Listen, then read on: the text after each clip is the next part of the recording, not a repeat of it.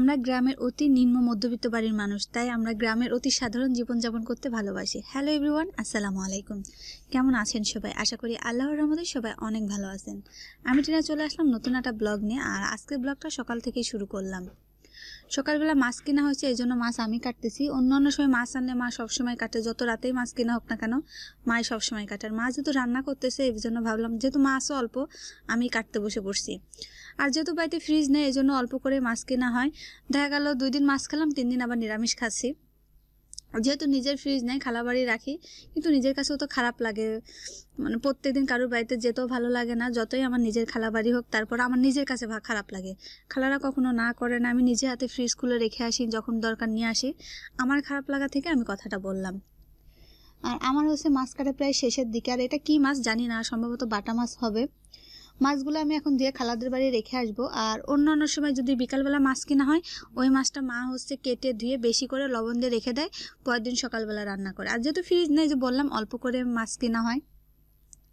আর আজকে যেহেতু সকালবেলা মাছ কেনা হয়েছে এই জন্য আজকে তো লবণ দিয়ে রাখা যাবে না। আর যেহেতু এখন রাত্রে বেশ ঠান্ডা পড়তেছে এই কারণে লবণ দিয়ে রাখা যায়। যদি পুরো গরমের সময় যদি হইতো তাহলে কিন্তু লবণ দিয়ে রাখা যেত না।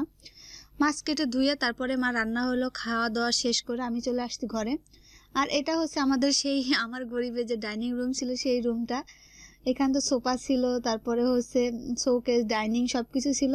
শোকেসটা বাড়িতে আছে, আমি ডাইনিং সোফা এগুলো বাসাতে নিয়ে গেছি। ঢাকায় যেহেতু বাসা নিছি ওইখানে সব নিয়ে গেছি। যেহেতু এটা পুরান কোয়ার্টার, অনেক ছোট কোয়ার্টার, এই জন্য শোকেসটা রাখার জায়গা নাই।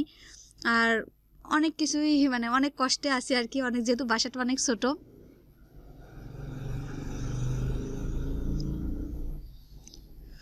আর এখানে হচ্ছে ঘরে আসার পর আমি একটা ড্রেস কেটে নিছি, এটা হচ্ছে নায়রা কাট কাটতেছি। আর যার জন্য বানাচ্ছি, বানানোর পরে সে অনেক খুশি হয়েছিল। আর এই ভিডিওটা আমার একটু দিতে দেরি হয়ে গেল, কারণ আমার জামাটা বানানো হয়েছে অনেক আগেই, মানে আর 5-6 দিন আগে আমি এটার মানে রিল ভিডিও বানাই ছাড়ছিলাম। কিন্তু এটা যে ব্লগ রেডি করছিলাম ওইটা এখনও মানে আজকে আপলোড দিচ্ছি। মানে যেহেতু আজকে সকালবেলা মাছ কাটলাম ওইটার সাথে আমি এই ভিডিওটা জুড়ে দিলাম। আর আমার আজকের এই ভিডিওটা যদি আপনাদের ভালো লাগে তাহলে প্লিজ আমার চ্যানেলটিতে সাবস্ক্রাইব করবেন, লাইক, শেয়ার, কমেন্ট আর পাশে থাকা ছোট্ট বেল বাটন অন করে দিবেন। তাহলে আমি যে কোনো ভিডিও ছাড়ার সঙ্গে সঙ্গে আপনাদের মোবাইলে নোটিফিকেশন চলে যাবে। আর যারা অলরেডি সাবস্ক্রাইব করে দিয়েছেন তাদের অনেক ধন্যবাদ আমার পাশে থাকার জন্য। আর যারা আমার এই ভিডিওটা ফেসবুক পেজ থেকে দেখছেন প্লিজ আমার ফেসবুক পেজটাকে ফলো দিয়ে আমার পাশে থাকবেন।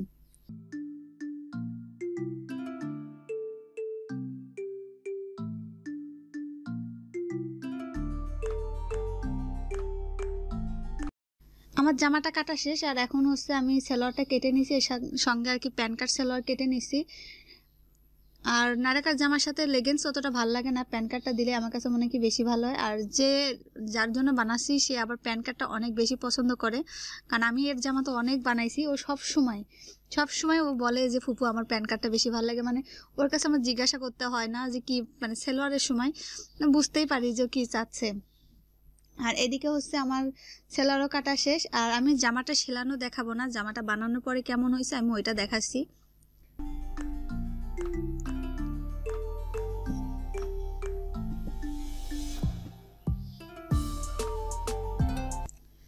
এই তো আমার মানে কাপড় সেলাই করা শেষ। এই তো বললাম যেহেতু আমি এই ভিডিওটা আরো কয়েকদিন আগে করছিলাম, আজকে যেহেতু এডিট করে আর কি আপলোড দিচ্ছি।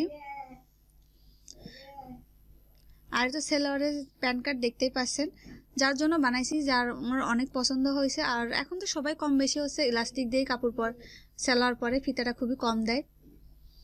আর এই তো জামাটা দেখতে পাচ্ছেন। আর বিশেষ করে জামার কালারটা মানে ক্যামেরায় খুব একটা ভালো দেখা যাচ্ছে না, কিন্তু সামনাসামনি কালারটা অনেক বেশি ভালো লাগছে।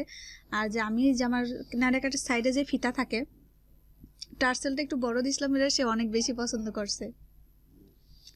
আর সাইডে এখানে হচ্ছে ফিতাটা দেখতে পাচ্ছেন। আর নায়রা কাটের কোমরে তো কুচি থাকে কম বেশি, আমরা সবাই জানি, যারা আমরা কাজ জানি সবাই জানে যে নায়রা কাটের। আর এখানে হচ্ছে গলাটা দিতে বলছিল পান টাইপের গলা, কিন্তু যেহেতু কালারটা টকটকে কালার মানে অতটা বোঝা যাচ্ছে না। আর অনেক বকবক করে ফেলছি আমি, আর অনেক বকবক করে ফেলছি। আজকের মতন এখানেই বিদায় নিছি। আল্লাহ হাফেজ, আসসালামু আলাইকুম।